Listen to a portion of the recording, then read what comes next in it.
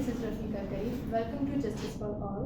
Today we are here with Rahil Sansam Ali Khan, former civil judge and advocate High Court. आज का हमारा topic है stipend for young lawyers. Sir, आप इसके बारे में कुछ ब्रीफली हमें बता सकते हैं?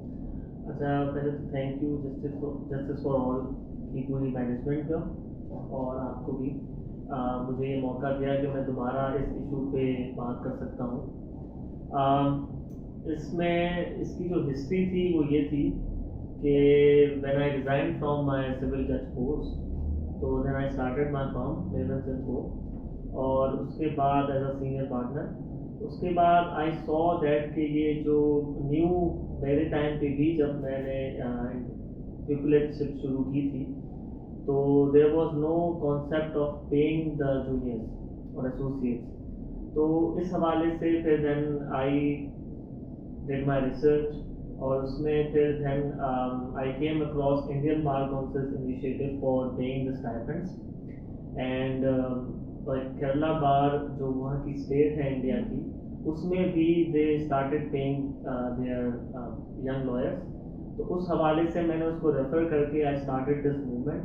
हमने कुछ लेटर्स लिखे सिंध बार काउंसिल को और फिर बार एसोसिएशंस को, और उसके बाद देन वी स्टार्टेड कि हमने सोशल मीडिया कैंपेन चलाई.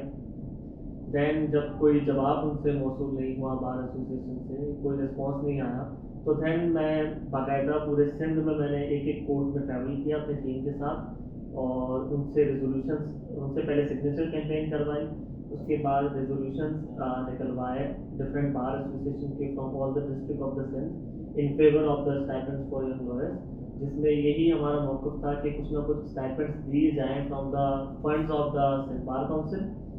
और जब रेजोल्यूशंस आए बार एसोसिएशन से, तो वो that were refer to the Sindh bar council.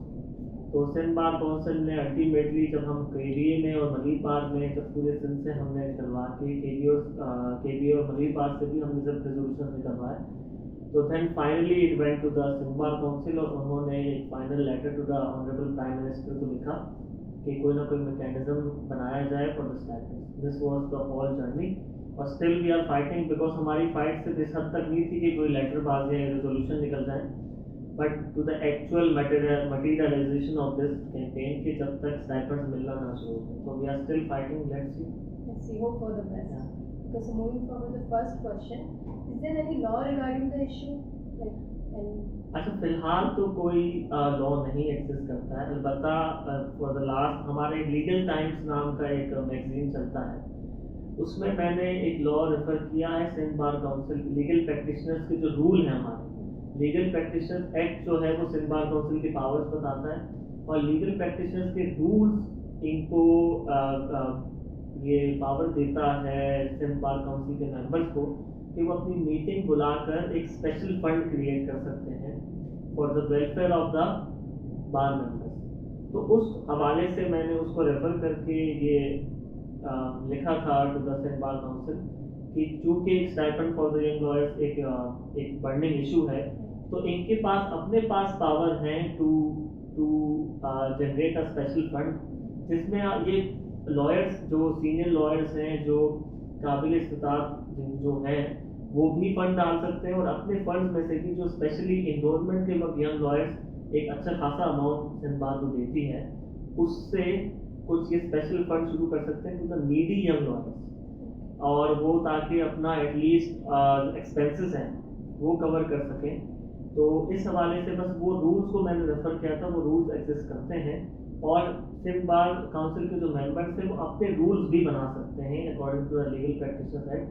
तो इसमें एक मज़ाइका की बात थी कि प्राइम मिनिस्टर को लेटर लिख देना, जबकि इनके पास खुद के पास पावर है to amend the rules to generate special funds इनके पास बहुत ज़्यादा हैं, जो कि मैं नहीं बोलना चाहता कि जो टीएडीए में खर्च हो जाते हैं, बट यहाँ ओके.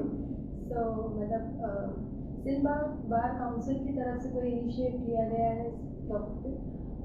अभी तक तो नहीं लिया गया, क्योंकि हमारी कैंपेन इतनी सामने आ चुकी थी, तो कुछ लोगों ने क्रेडिट लेने की ज़रूर कोशिश की just for the sake of elections, but किसी ने भी अमली तौर पे कोई काम नहीं किया. सिंध बार काउंसिल के मेंबर्स बशमूल जो बार एसोसिएशन के लीडर्स हैं, किसी ने भी इस हवाले से कोई एफर्ट्स हमें नहीं दिखाई कि क्या करना चाहिए, आगे क्या होगा। सो ऐसा होता है कि यंग लॉयर्स और young people who are working in law fields, उनको कोई अच्छी फर्म फॉरेन से नहीं मिल जाती, they are not fortunate enough, right?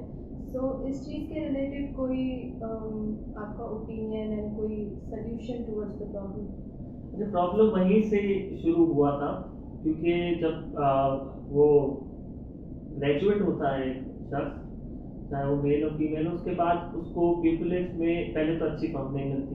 हमारे सीनियर कहते थे कि पहला आपका जो सीनियर होता है वो इट्स वेरी इंपॉर्टेंट, तो वो पहला senior either he motivates you और ही ट्रेन्स यू, उसके बाद आपकी एक डायरेक्शन सेट हो जाती है कि how you go in the law field. तो पहला सीनियर आपका अच्छा हो, हर तरीके से आपको सिखाने वाला हो, उसके अंदर वो कमियां ना हो कि वो थोड़ा सा सिखाने में लालची हो, वो चीज़ों को आपके पास एक्सेसिबल ना करें, क्लाइंट्स का एक्सेसिबल ना करें, वो कंजूस हो उन चीज़ों में।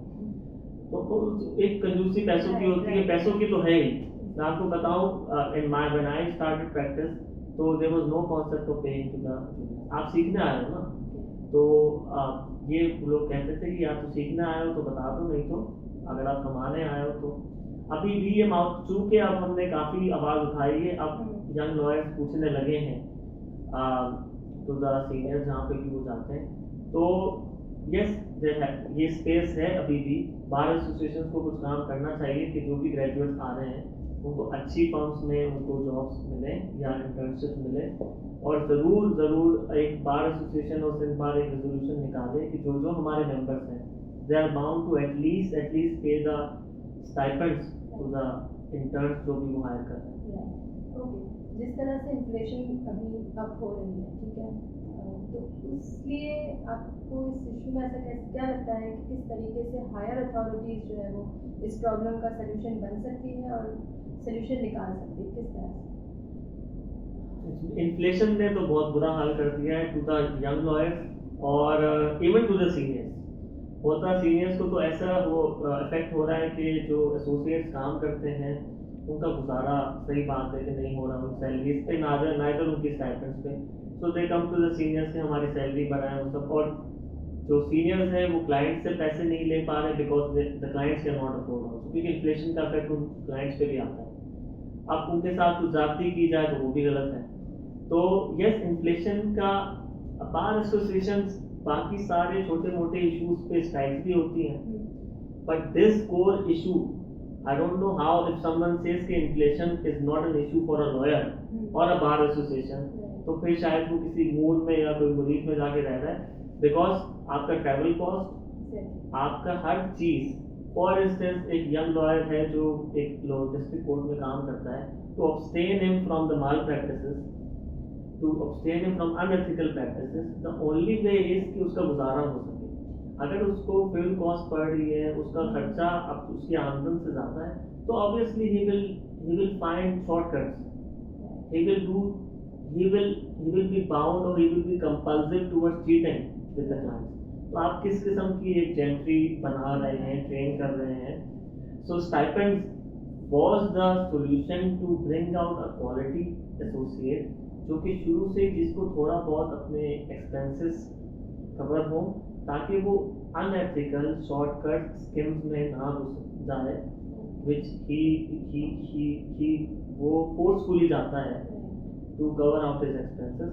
तो इसीलिए दिस वाज द मैकेनिज्म। मेरे ख्याल से तो फ्यूल एक्सपेंसेस के लिए कुछ ना कुछ करना चाहिए, and bar association should also हर किसी पॉलिटिकल इश्यूज पे लेटर्स लिखे जाते हैं, bar association should also and Sindh bar should also write a letter to the government कि आप अपने प्राइसेस को कंट्रोल करें। यही होना चाहिए। Okay, so you are working in this field from so many years, right? So what are your achievements and what are you think that this was difficult for me? It's been almost 7 to 8 years now, and in between that I was appointed as a civil judge in 2019, and 2.5 years मैंने उसमें I served as a civil judge। During the civil judge, I worked as a juvenile committee का मैं chairman भी था, जिसमें मैं juvenile courts को handle करता था.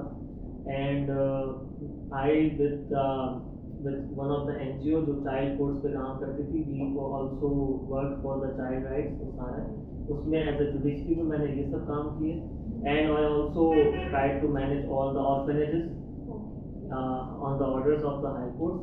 और बाकी मैंने यंग लॉयर्स के लिए जितना अभी तक किया है. And I also started a campaign on the issue of the female harassment जो होती है हमारी फील्ड में इन द लॉ फर्म्स, जो कि which has been never talked about. और ऑल दीज इश्यूज पे मैंने काम अपना एक रोल अदा कर रहा हूँ. I hope so it shows results. So thank you so much for being here, and thank you so much everyone. Thank you, Allah Hafiz.